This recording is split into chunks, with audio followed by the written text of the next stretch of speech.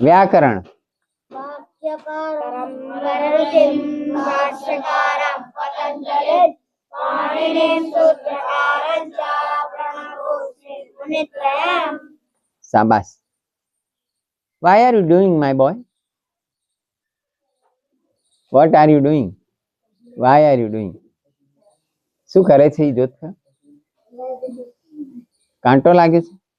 કાંટા લગા ગીત છે ને એવું એક, કાંટા લગા. ગાતા નહીં આવડતું? આવડેલું? બહુ આવડે ને. પાઠ 7મો સાર્વધાતુક પ્રત્યય. પ્રત્યય ખબર છે? અવ્યય ખબર છે? કોને કહેવાય અવ્યય?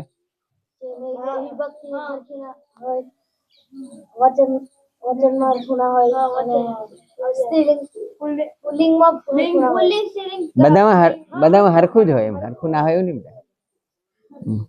લિંગ વચન વિભક્તિમાં જેનો કોઈ અસર થતી નથી એને અવ્યય કહેવાય. પ્રત્યય કોને કહેવાય? કોઈ પણ શબ્દ હોય એની પાછળ જે લાગે ને એને પ્રત્યય કહેવાય. દાખલા તરીકે એક શબ્દ છે સમાજ. સામાજિક, તો શું પ્રત્યય લાગ્યો પાછળ? ઈક. ઈક ને પ્રત્યય કહેવાય.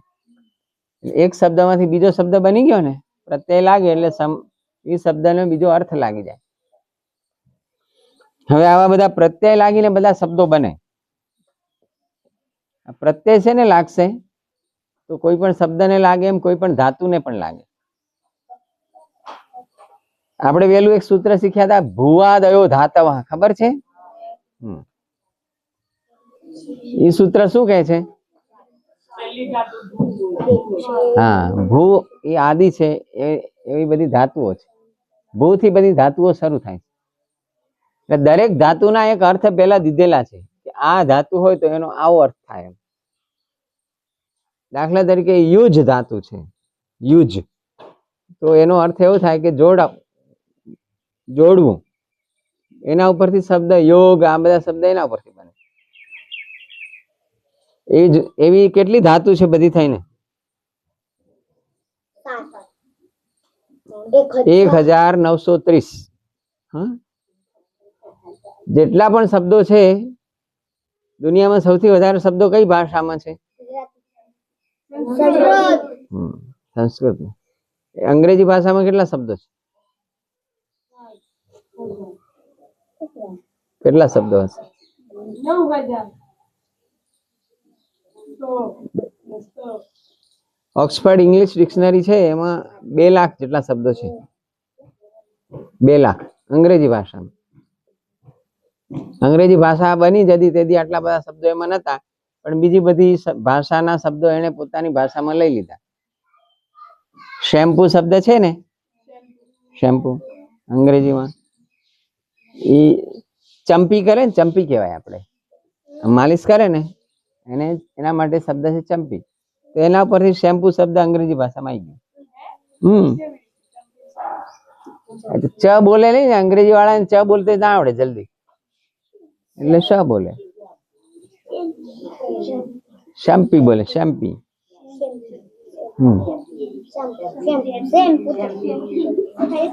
એટલે અંગ્રેજીમાં શબ્દો બધા બીજી ભાષાના બહુ છે. અંગ્રેજીમાં એક દાખલા તરીકે નો, નો એટલે જાણવું, તો એનું સ્પેલિંગ શું થાય? KNOW. બરાબર? પાણીની હતા ને એટલે આને લોચા પડી ગયા. પણ એમાં કે આગળ સાયલેન્ટ રહી ગયો. સાયલેન્ટ એટલે શાંત, એનો ઉચ્ચાર જ નહીં થતો. એવા કેટલા બધા શબ્દો. Knowledge, knife. હા,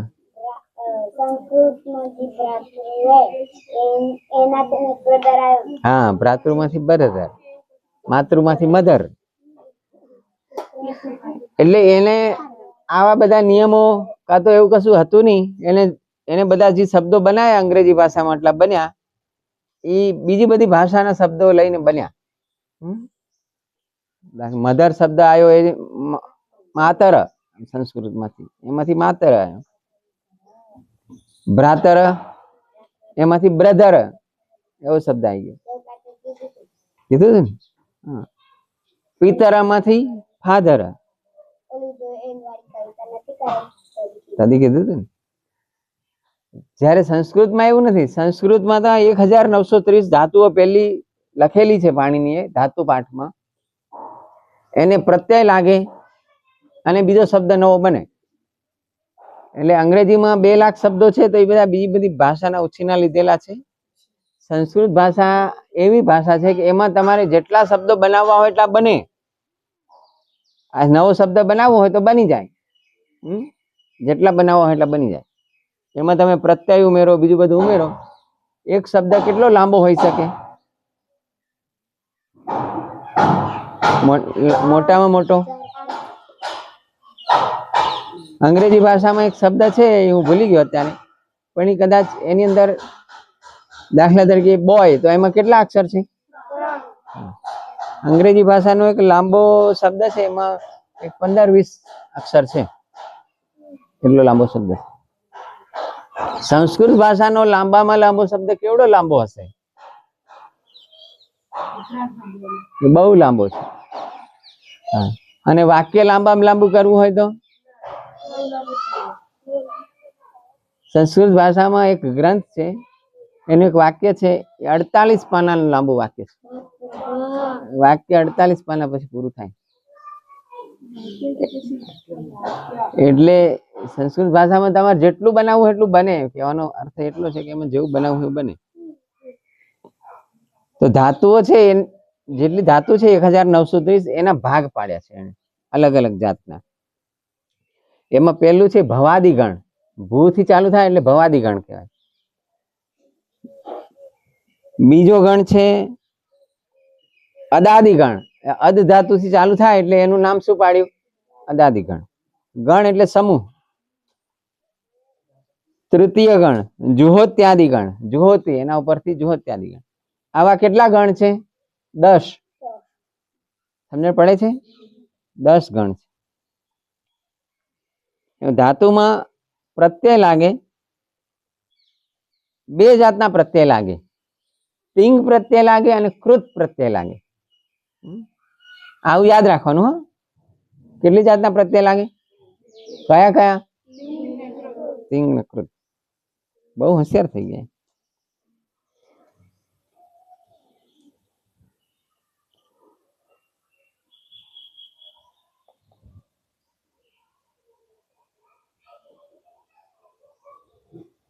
તિંગ પ્રત્યય કોને કહેવાય? તો કે જેટલી જે ધાતુઓ છે ને એના 10 લકાર છે. હવે તમે એમ કહેશો કે હા તો લકાર એટલે શું? 10 લકાર છે. હું બોલું ને એમ તમે બોલજો.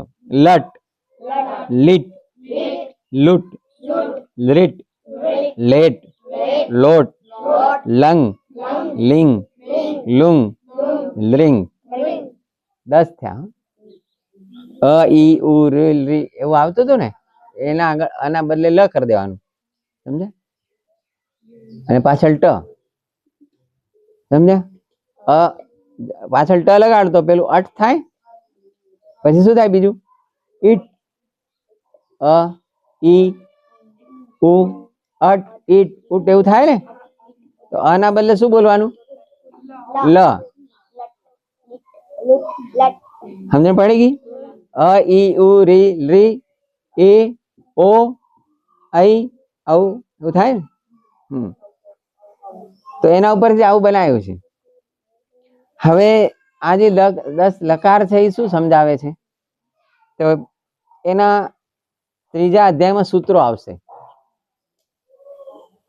એટલે હું તમને જે 3 મોઢે કરવાનું કહું છું એનું કારણ શું છે કે તમે આ 3જો અધ્યાય આવી જાય ને તો આ સૂત્રો તમને ખબર પડી જાય. ભૂવાદયો ધાતાઓ એમ અત્યારે હું કહું છું તમને સમજણ પડી જાય છે ને? આવડે છે ને? એમ અત્યારે હું એમ બોલું કે વર્તમાને લટ તો તમને નવું લાગે કે નહીં? પણ 3જો અધ્યાય તમને આવડતો હોય તો એમાં આ વર્તમાને લટ એવું સૂત્ર આવી જશે. 3જો અધ્યાય આવડી ગયો હોય તો આ સૂત્રો તમને આવડી જ ગયેલા હોય.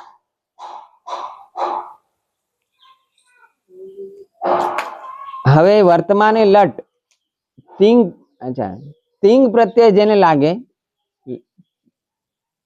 એને લકાર કહેવાય. દાખલે પઠ ધાતુ છે, સાંભળજો ધ્યાનથી. પઠ એટલે વાંચવું, એને તિંગ પ્રત્યે લાગે તો પઠતી એવું બને. સમજ્યા? એ વર્તમાન કાળમાં જો લખવું હોય તો પઠતી આવું થાય કે વાંચે છે. સમજ્યા? પઠતી. પછી આવા કેટલા કાળ હોય? હા, મૂળ મુખ્ય 3 કાળ હોય, બરાબર? કયા કયા?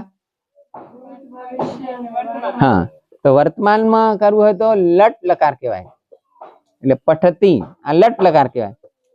પઠ ધાતુનું લટ લકાર શું કહેવાય? પઠતી. કેટલા નામ જણ પડી? વર્તમાન લટ લકાર પઠતી. પઠ ની પાછળ શું લાગ્યું?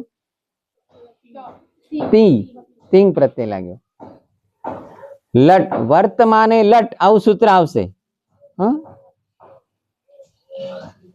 પછી પઠતું એવું કેવું હોય તો એનો અર્થ બદલી જાય કે નહીં? હા, પઠતું એમ કે એનો અર્થ શું થાય? હા, એને કહેવાય લિંગ લકાર કહેવાય. લિંગ.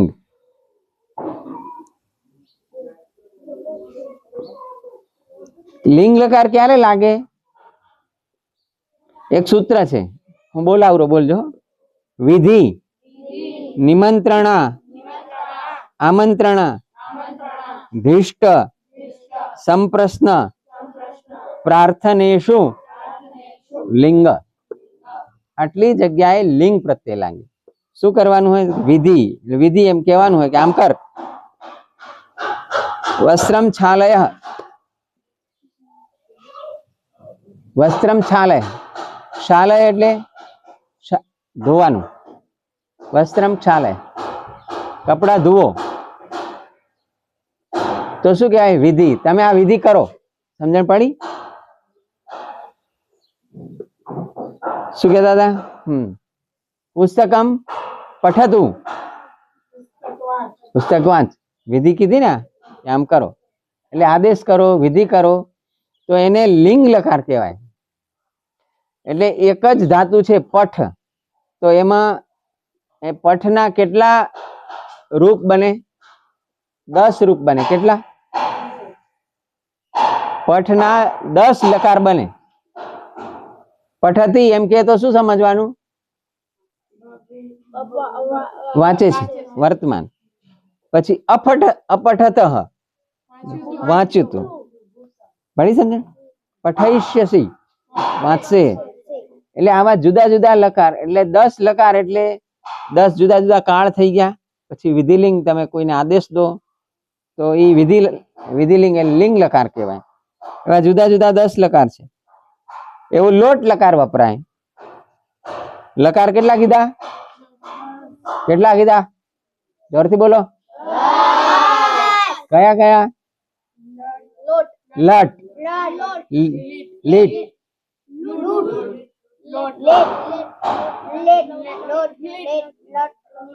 લોટ, પછી લંગ, અ ઈ ઉન રીલ રી એ ઓંગ. એવી રીતે તમે ગણશો ને તો 10 થઈ જશે. પછી એના પાછળ જે લાગે છે પ્રત્યય, એ કયા લાગે? તો હું તમને ખાલી એક જ બોલાવી દઉં, પછી આપણે આને પૂરું કરીએ. હું બોલાવ એમ બોલજો.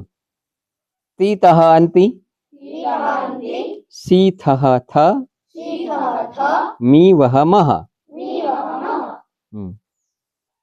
તી તહ અંતિ, સી થહ થ, મી મહ વહ. જો પેલું આવ્યું તી.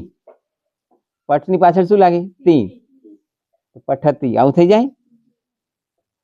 એટલે આમ જો પ્રથમ પુરુષ એટલે પઠતી.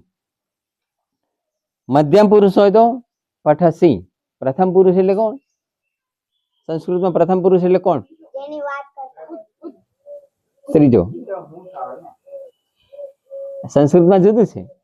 સંસ્કૃતમાં પ્રથમ પુરુષ એટલે જે હાજર નથી ને એને પ્રથમ ગણ્યો.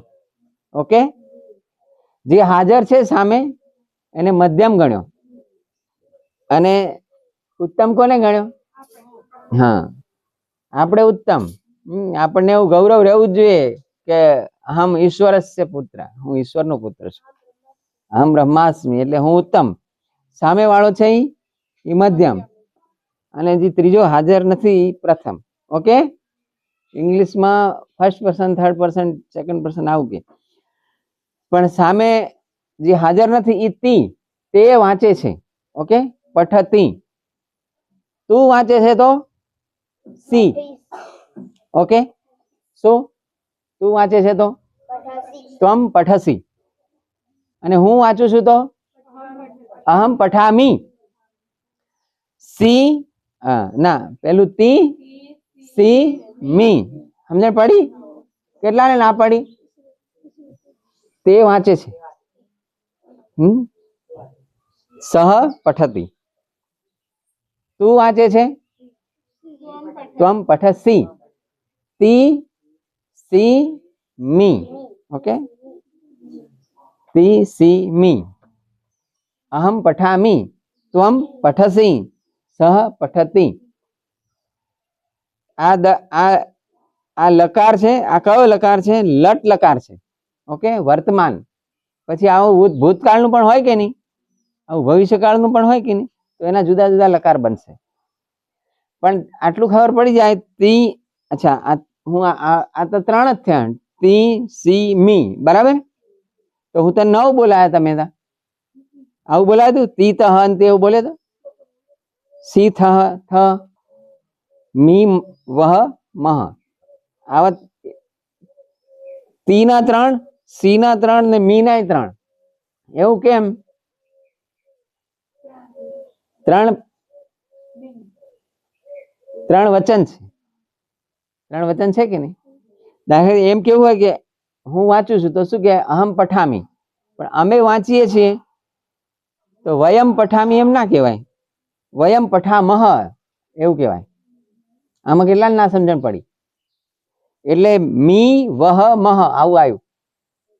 અચ્છા, મી એટલે એક વચન, મહ એટલે બહુવચન, વચ્ચે એક વહ આવ્યું. સમજણ પડી? ઈ કેનું આવ્યું? 2 નું. અમે 2 જણા વાંચીએ છીએ તો શું કહેવાય? વયમ પઠાવહ. અમે 2 વાંચીએ છીએ. સમજણ પડી? એવી રીતે એક જ જણ હોય તો સહ પઠતી, પણ 2 હોય તો પઠતઃ, અને 2 થી વધારે હોય તો પઠંતી. તી તહ અંતિ. પઠ ને પાછળ શું લાગે? અંતિ. તી તહ અંતિ. પડી ગઈ સમજણ? સી થહ થ. પડી સમજણ? એક વચન, દ્વિવચન, બહુવચન. અને મી વહ મહ એટલે લટ લકારમાં પાછળ 3 તરી 9 જાતના પ્રત્યય લાગશે. 9 જાતના કેમ લાગશે? 3 શું થયા? પહેલા 3 થયા ઈ પુરુષ થયા, પણ એક પુરુષમાં પાછા વચન આવે ને. દરેક પુરુષમાં 3 વચન હોય ને, એક વચન, દ્વિવચન, બહુવચન. કેટલાને આમાં નથી સમજણ પડતી? તેજસ નથી પડતી? પડે છે? આજે થોડુંક આ લેસન લાંબો થઈ ગયો. કેટલી મિનિટ છે બેટા? 19 મિનિટ. બંધ કરો.